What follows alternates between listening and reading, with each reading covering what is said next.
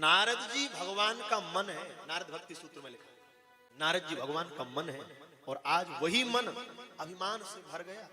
उस मन के हृदय में भी मान ने प्रकट कर दिया। मैंने काम पर विजय प्राप्त करी, और केवल मैंने काम पर ही विजय प्राप्त नहीं करी, मैंने क्रोध पर भी विजय प्राप्त करी। काम क्रोध दोनों को मैंने अपने जीवन में प्राप्त कर लिया, मैं जीत चुका हूं।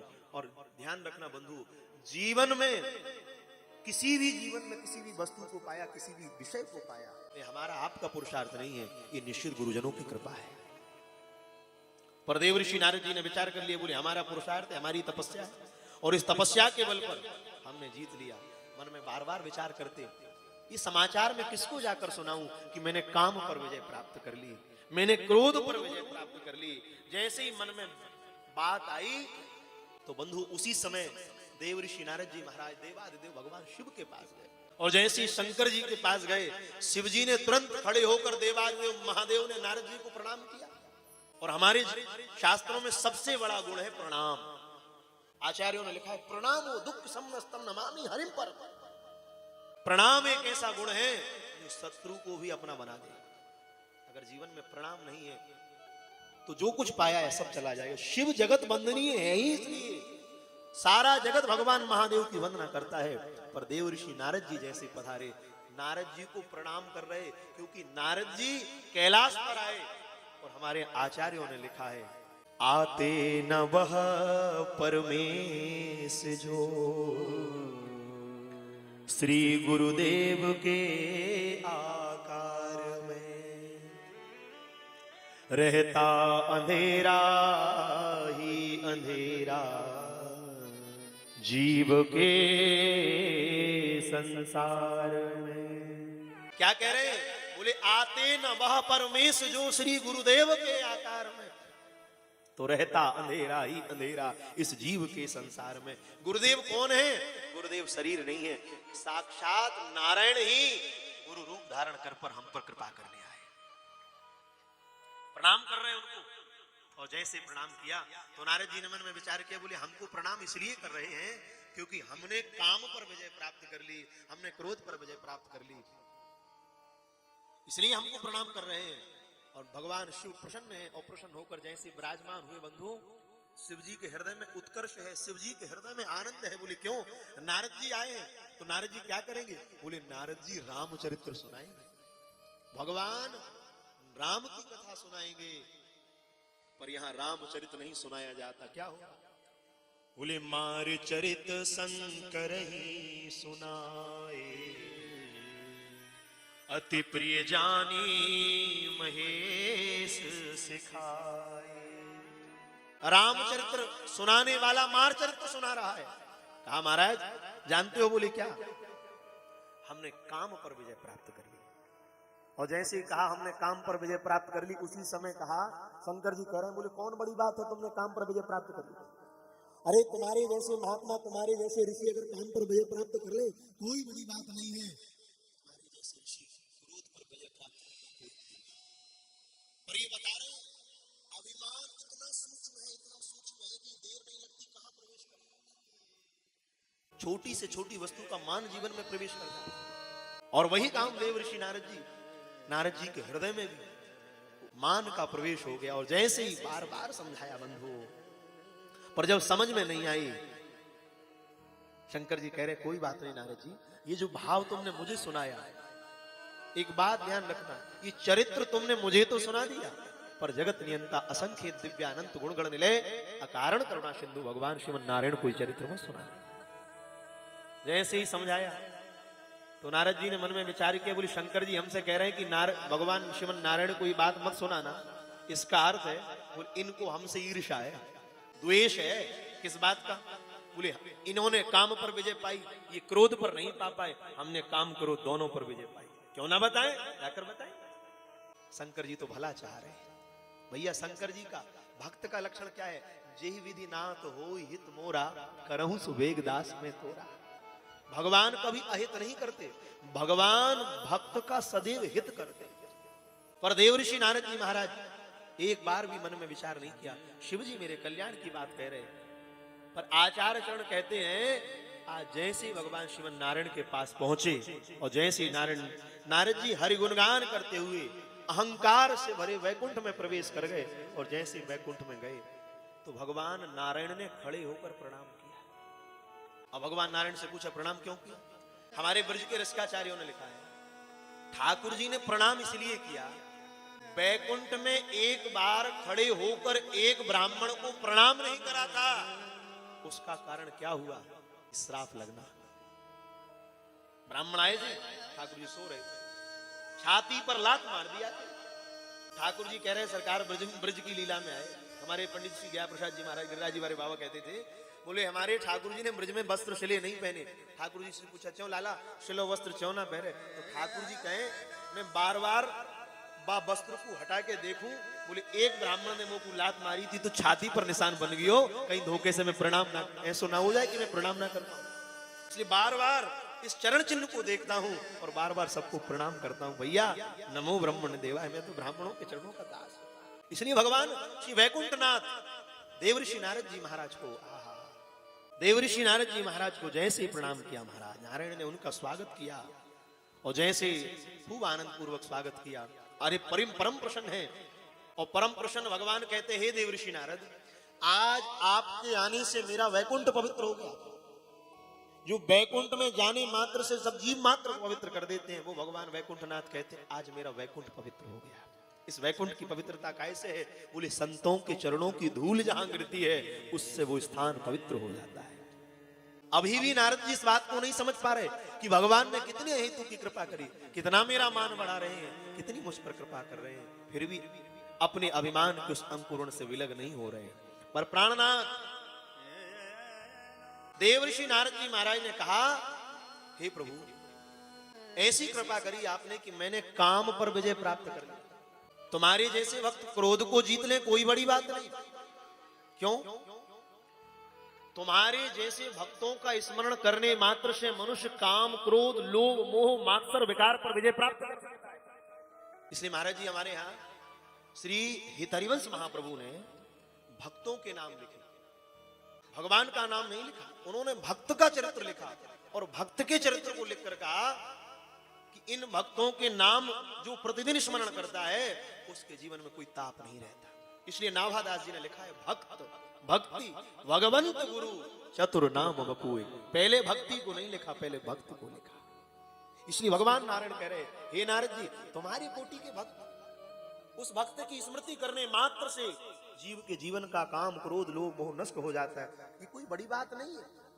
भगवान प्रशंसा कर रहे, फिर भी देवऋषि नारद जी महाराज आज मान नहीं रहे।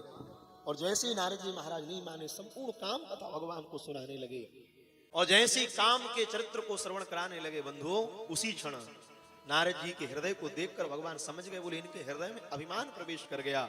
अभिमान के साथ कहा, नारद जी ये भी कह रहे हैं एक तो विजय भी पाली और भगवान से क्या करें? बोले आपकी कृपा है, ये आपकी कृपा है। और कृपा को जान भी नहीं पा रहे। क्यों? क्योंकि उनकी करुणा में कोई कमी है नहीं, पात्रता में हमारी कमी रह गई। और आज जैसे ही महाराज हृदय में अभिमान का वृक्ष, भगवान ने संकल्प लिया कि नारद जी के हृदय में जो अभिमान का वृक्ष लगा हुआ है उस अभिमान के वृक्ष को नष्ट करना ही मेरा परम धर्म है। इस समय इनके हृदय के अभिमान के वृक्ष को जब तक मैं नष्ट नहीं करूंगा तब तक मैं नारद जी पर कृपा नहीं करूंगा। और भगवान भक्त का सदैव हित चाहते हैं। भगवान सदैव अपने भक्त का हित चाहते हैं और हित चाहने वाले भगवान कभी अहित नहीं करते। हमारे लिए ऐसा लगता है जैसे नन्हा सा बालक रोदन करता है, माँ से कहता है ये भी ले आओ, ये भी ले आओ, ये भी ले आओ, पर माँ उसको हर वस्तु नहीं देती। माँ उसके लिए वही देगी जो उसके लिए हितकर है। वो तो कुछ भी मांग रहा है और कभी कभी वो तो माँ से कहता है तू बहुत बुरी है बोले, और उसे ये पता नहीं है माँ वही देगी जिससे हित होगा। ऐसे ही बंधु जैसे माँ प्रत्येक वस्तु अपने शिशु को प्रदान नहीं करती, वही देती है जिसमें उसका कल्याण होता है, ऐसे ठाकुर जी भी भक्त को सब नहीं देते, वही देते जिससे साधक का कल्याण होता है। और भगवान आज नारद जी का कल्याण चाहते हैं, हित चाहते हैं। आज भगवान ने ऐसी लीला रची, महाराज नारद जी महाराज से कहते के प्रति भाव ऐसा जगह, बोले इसके हृदय का अभिमान उखाड़ कर फेंक दूंगा। भगवान श्रीमन नारायण ने माया के प्रभाव से 100 योजन विस्तार वाला ऐसा दिव्य रमणीक नगर बनाया महाराज, जिसकी शोभा को देखकर यदा कदा ऐसा लगता है मानो वैकुंठ की शोभा भी कम पड़ जाए। ऐसा मोहित कर दिया उस नगर को बनाया जैसे ही, और उस नगर को जैसे ही निर्माण किया, और उस नगर के राजा को, शील निधि नाम के राजा को शासन प्रदान किया। और उनकी एक कन्या है बंधुओं, जिस कन्या का नाम है विश्व मोहिनी। अब तो देवऋषि नारद जी महाराज जैसे ही शील निधि नाम के राजा के उस नगर में प्रवेश करते हैं, और उस नगर में जैसे ही आए, आचार्य चरण कहते हैं उस कन्या को जैसे ही शील निधि जी ने नारद जी के पास बुलाकर कहा, महाराज आप एक बार देख लो हमारी इस कन्या को कैसा सुयोग सुंदर वर प्राप्त होगा। अब नारद जी महाराज को ये विचार करना था, नारद जी साधक हैं, साधक के जीवन का लक्षण क्या है।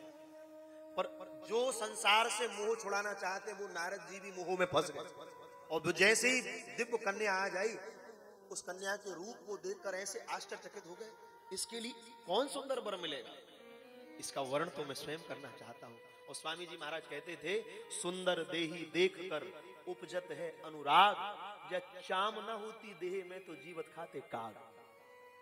इस सुंदरता को देखकर जितना प्रेम उमड़ रहा है, जितना आनंद हो रहा है, ये केवल बाह्य आकृति को देखकर हो रहा है, इसके भीतर देखो कितनी दुर्गंध भरी हुई है।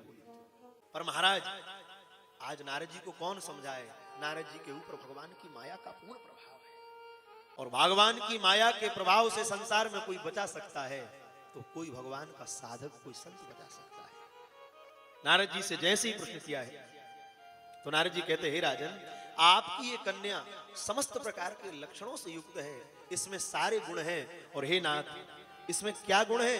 बोले लक्ष्मी जी के समान गुणों का भंडार है। माता भगवती लक्ष्मी जी में जो गुण है, बोले वही गुण इसमें है।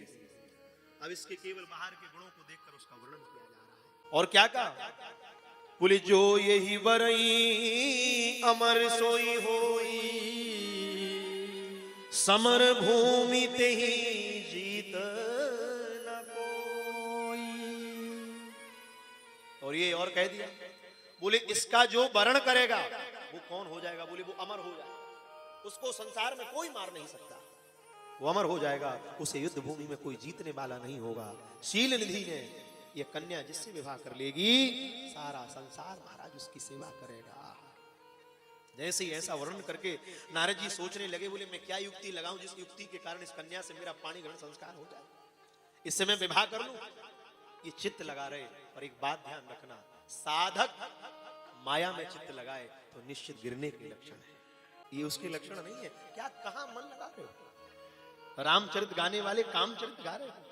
तुमने राम के उस लावण्य को नहीं देखा, राम जी के उस सौंदर्य को नहीं देखा, जिस राम जी के सौंदर्य को वर्णन, राम जी की उस करुणा को नहीं देखा। वो देवऋषि नारद जो रामचरित गाते थे, आज भगवान को कामचरित सुनाते।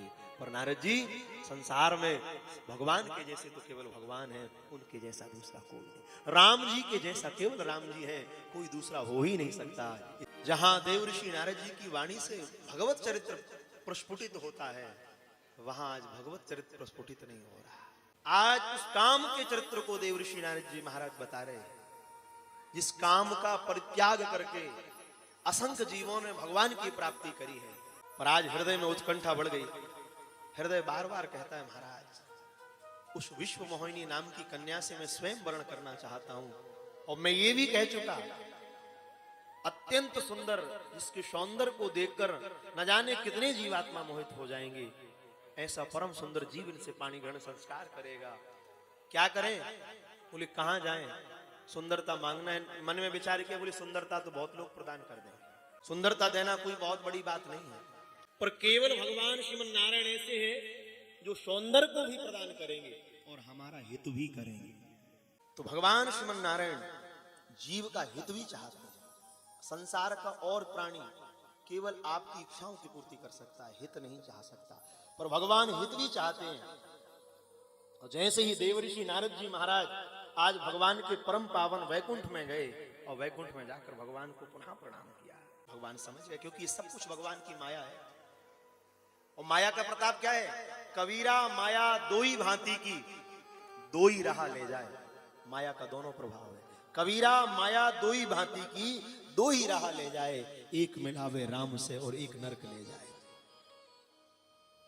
कहां जाना है तुम्हारे लिए, ये तुम्हारे ऊपर निर्णय है। वही माया भगवान की ओर भी ले जाएगी और वही माया डुबो देगी। बताओ अगर माया नहीं होती पंकज भैया तो इतना सारा आनंद होता? माया तो एक ही है। लोग कहते माया बुरी है, माया बुरी है, माया बुरी है। माया नहीं होती तो ये सब होता? ये खेल ही सब माया का है हमारे। पर माया का क्या रूप है? वही धन ले जाकर किसी पुण्य पवित्र कार्य में लगा दो, कल्याण हो जाएगा। और वही धन कहीं कुमार्ग पर ले जाओ तो वही धन नरक ले जाएगा। ना से ही नरक है और ना से ही नारायण का द्वार है। ये आप पर निर्भर है कहां जाना। पर आज देवर्षि नारद जी महाराज के ऊपर माया का प्रभाव क्या है? भगवान से कहते हैं नारद, यदि आप हम पर कृपा करना चाहते और हमसे प्रसन्न हो इस बात से, किस बात से? बोले हमने काम को भी विजय प्राप्त कर ली, क्रोध पर भी विजय प्राप्त कर ली, तो हे नाथ ऐसी कृपा करो। बोले क्या? बोले आप हमारे लिए जो आपका रूप है, ये सुंदर रूप प्रदान कर दो। और ध्यान रखना, नारद जी ने भगवान से रूप मांगा, स्वरूप नहीं मांगा। रूप क्षणिक है और स्वरूप अनंत है। ये जितनी देहधारी है इन सबका रूप है। जो रूप अभी बहुत सौंदर्यता को प्रदान है, जिसको देखकर मोहित हो रहे हैं, एक दिन जब वो वृद्धावस्था को ढलेगा तो वही रूप फिर वंदनीय नहीं। हमारा रूप वृद्धावस्था को प्राप्त हो सकता है, पर मंदिर में जो ठाकुर जी बैठे उनका स्वरूप कभी नहीं आ सकता। कैसा स्वरूप है उसको देखो। कैसा सौभाग्य आप लोगों का कि ठाकुर जी का दिव्य मंदिर बन रहा है, उनके दर्शन का सौभाग्य। इसलिए भगवान ने कृपा करके नेत्र दिए और नेत्रों का सौभाग्य है भगवान का दर्शन। इसलिए भैया स्वरूप जो है वो आदि अनादि काल तक है और रूप जो है वो क्षणिक है। और भगवान ने देवऋषि नारद को स्वरूप प्रदान नहीं किया, भगवान ने देवऋषि नारद को रूप प्रदान किया, क्योंकि ये रूप थोड़ी देर के लिए है। और जिस रूप को देखकर तुम मोहित हुए हो, बस वो भी मेरी माया है, चले जाओ, बस थोड़ी देर और है, वो माया रूपी रूप भी परिवर्तित हो जाएगा। अब तो नारद जी ने भगवान से कहा रूप प्रदान कर दो। रूप प्रदान के साथ क्या कह रहे हैं? देखो रूप तो दे रहे हो, पर एक कृपा और करना। बोले क्या? बोले जही विधि ना तो होई हित मोरा, करहूं सो वेग दास में तोरा। मेरा हित भी करना, ऐसे नहीं केवल रूप ही दे दो। अब भगवान और प्रसन्न हो गए। उन्होंने कहा रूप तो मांगा ही मांगा, अब तुमने ये और कह दिया कि मेरा हित भी करना। तो भगवान ने कहा हित करना हमारा दायित्व है, हम तुम्हारा हित ही करेंगे। और जैसे हित की बात करी महाराज, भगवान श्रीमन नारायण ने देवऋषि नारद जी का हित करने के लिए उनको सुंदर, वो तो कह रहे थे सुंदर तब, और भगवान ने कहा तुमने वर मांगा सुंदर बना दो। भगवान ने कहा हम बनाएंगे बंदर। तुम्हें बनना है सुंदर और हम बनाएंगे बंदर। अब सबको वह रूप दिख रहा था जो बंदर का रूप है, पर केवल देवऋषि नारद जी को नहीं दिखा। और जैसे ही बंदर का रूप प्रदान किया भगवान ने, अब तो नारद जी को लगा भगवान ने उनको इतना सुंदर बना दिया, इतना सुंदर बना दिया कि हमारे जैसा कोई दूसरा सुंदर है ही नहीं। सौंदर्य के अभिमान में भरे हुए स्वयंवर में आए और इधर भगवान देवादिदेव महादेव शशांक शेखर भूत भावन भगवान काशी विश्वनाथ ने अपने गणों को भेज दिया। और जैसे ही उनके गण शिवगण विप्र रूप धारण करके नारद जी को व्यंग वचन बोलने लगे। और कभी कभी तो व्यंग वचनों से मनुष्य के जीवन का कल्याण होता है, पर नारद जी को व्यंग वचन बोल रहे हैं, पर नारद जी का कल्याण। व्यंग वचन क्यों कह रहे हैं? शास्त्र भरे पड़े हैं, ये आवश्यक नहीं कि किसी की कथा सुनने से ही कल्याण होगा। कभी कभी किसी के व्यंग वचन सुनने से भी कल्याण हो जाता है। कोई कठोर बोल दे और उसी समय बैराग आ जाता है, बोले बस अब तो भगवान की प्राप्ति हो जाती है। क्यों? महाराज जी काशी में रहे, गोस्वामी जी शास्त्रों का अध्ययन किया, अयोध्या रहे, भगवान से प्रेम नहीं हुआ। प्रेम कब हुआ? पत्नी के व्यंग वचन सुने। पत्नी के व्यंग वचन क्या सुने? राम जी नहीं मिलते तुलसीदास जी को, कैसे मिले? बोले जो तुलसी ससुराल ना जाते तो रत्ना की फटकार ना पाते। जो तुलसी ससुराल ना जाते तो रत्ना की फटकार ना पाते, और जो तुलसी रत्ना की फटकार ना पाते तो तुलसी कबहू राम के द्वार ना जाते। और जो तुलसी राम के द्वार ना जाते, सो तुलसी रामचरित ना लिख पाते, और जो तुलसी रामचरित ना लिख पाते तो हम कलयुगी जीव भवसागर ना निकल पाते। जय हो। पत्नी के व्यंग वचनों ने गृह का परित्याग करा दिया। आज यहां विप्रगण व्यंग वचन कह रहे हैं, पर आज देवऋषि नारद जी महाराज को उन व्यंग वचनों का प्रभाव नहीं पड़ा, क्योंकि माया का प्रभाव जहां है वहां व्यंग वचन क्या प्रभाव करेंगे। शिवगण भगवान के कूट करते जाते हैं, किंतु नारद जी समझ नहीं पाते। उसी समय महाराज जैसे ही स्वयंवर में पहुंचे, सब देख कर हंस रहे हैं। आचार्य चरण कहते हैं वहीं से वह विश्व मोहिनी नाम की कन्या हाथ में जयमाला लेकर चली आ रही, और प्रथम पंक्ति में देवऋषि नारद जी महाराज बैठे हैं और इतने प्रसन्न बैठे हैं, बोले बस हमको ही माला पहराएगी आके, हमें ही जयमाला पहराएगी। क्यों? बोले सबसे सुंदर हम ही हैं। पर नारद जी भूल गए तुम सुंदर नहीं हो, तुम बंदर हो, हमको जयमाला पहनाई। और ऐसे अभिमान में बैठे नारद जी जैसे ही बैठे हो, जैसे ही विश्व मोहिनी जयमाला लेकर आई और जैसे ही देवऋषि नारद जी के ऊपर दृष्टि पड़ी तो भयंकर बंदर का रूप देखकर आज ऐसा क्रोध आया उस विश्व मोहिनी को देखकर, बोले इस स्वयंवर की सभा में बंदर आया। और नारद जी फूल कर बैठे। नारद जी उस पंक्ति में ऐसे बैठे और जैसे वो कन्या ने देखा तो फिर तो उस पंक्ति में जितने राजा बैठे थे किसी की तरफ देखा ही नहीं उसने। क्रोध में भरकर जैसी चली जा रही, और इतने में जैसे वो चली गई नारद जी को आश्चर्य होगा, इसने मेरी तरफ एक बार देखकर दृष्टि फेर ली, क्या बात है। और नारद जी कुछ विचार करते, इतने में भगवान श्रीमन नारायण राजकुमार का वेश धारण करके दिव्य स्वरूप को बनाकर प्रकट हो गए। और विश्व मोहिनी ने जैसे ही भगवान श्रीमन नारायण के स्वरूप को देखा तो विश्व मोहिनी ने भगवान नारायण के गले में जयमाला पहनाई, और जैसी वरमाला पहना दी उसी समय भगवान नारायण विश्व मोहिनी को लेकर अंतर ध्यान हो गए। और जैसे ही अंतर ध्यान हुए, अब तो नारद जी के हृदय में क्रोध आग बबूले हो उठे। जो नारद जी कह रहे थे मैंने क्रोध पर विजय पा लिया, आज वही नारद जी क्रोध से भर गए। और नारद जी ने जैसे ही जल में अपना रूप देखा, भयंकर क्रोध आ गया। यद्यपि नारद जी ने दूसरी बार देखा तो बंदर का रूप चला गया था। इतना भयंकर क्रोध, उनके क्रोध का कोई शांत करने वाला नहीं। दोनों शिवगण भागने लगे, और नारद जी ने जैसे शिवगणों को भागते हुए बंधुओं देखा तो श्राप दे दिया। बोले जाओ, मेरे इस रूप को देखकर हंस रहे हो, मेरी श्राप है, तुम दोनों निशाचर हो जाओ। हो निशाचर जाई तुम कपटी पापी दो, हंसे हूं हम सो ले हूं फल, बहुरी हंसे मुनि को। हमको देखकर हंस रहे थे, निश्चय कर लिया आज तो यहां या तो मैं रहूंगा अथवा मैं नारायण को श्राप देकर आत्मदाह करूंगा। जैसे नारद जी चले जा रहे, भगवान नारायण बीच मार्ग में, नारद जी क्रोध में भरे चले जा रहे, और उसी समय भगवान श्रीमन नारायण उस विश्व मोहिनी को लेकर प्रकट हो गए।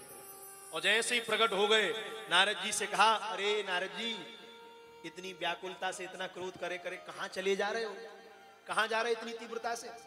और जैसे ही कहा, नारद जी का क्रोध और बढ़ गया, और अंत में उन्होंने भगवान को श्राप दे दिया। बोले जाओ, मैं तुम्हें श्राप देता हूं, जैसे नारी के ब्रह में आज मैं रो रहा हूं, ऐसे ही तुम भी नारी के ब्रह में रोते हुए रो। और भगवान ने हंसते हुए श्राप को स्वीकार कर लिया। जैसे ही भगवान ने अपनी माया को दूर किया, अब तो ना वहां रमा है और ना राजकुमारी है। अब जैसे ही माया दूर करी तो नारद जी पश्चाताप की अग्नि में जलने लगे। हे नाथ, मैंने कितना बड़ा अपराध कर दिया, मैंने भगवान को श्राप दे दिया। हे नाथ, मेरे अपराध को क्षमा करो, मैंने जीवन में सबसे बड़ा पाप किया है। क्या पाप? महापुरुष की अवज्ञा, संतों की वाणी की अवज्ञा करी है, ये मेरे जीवन का सबसे बड़ा पाप है।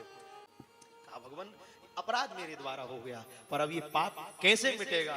तो भगवान श्रीमन नारायण ने कहा, हे नारद, इस पाप को मिटाने का केवल एक साधन है। तुमने देवादिदेव भगवान महादेव से ईर्ष्या करी थी, उन भगवान महादेव से ईर्ष्या की, इसलिए जाओ अब जाकर शंकर सतनाम का पाठ कीजिए, आपके हृदय को शांति प्राप्त होगी। जपहु जाई शंकर सतनामा, तुम्हारे हृदय को शीतलता प्राप्त होगी। जैसे ही कहा, नारद जी महाराज से कहा, हे नारद जी, आप नित्य पैर से लेकर सर तक भस्म लगाइए, पैर से सिर तक भस्म लगाएं, षडाक्षर मंत्र का जाप करें, ओम नमः शिवाय। उसका जप करें, रुद्राक्ष धारण करें और पृथ्वी पर विद्वान समस्त शिव तीर्थों में विचरण करें और उसके बाद अपने पिता ब्रह्मा के पास जाकर प्रणाम करें और उन पिता ब्रह्मा जी से भगवान शिव की कथा को सुने। आज्ञा करके भगवान अंतर ध्यान हुए। ये भगवान शिव की महिमा है। इसलिए बंधु, जीवन में कभी किसी महापुरुष की अवज्ञा नहीं करना।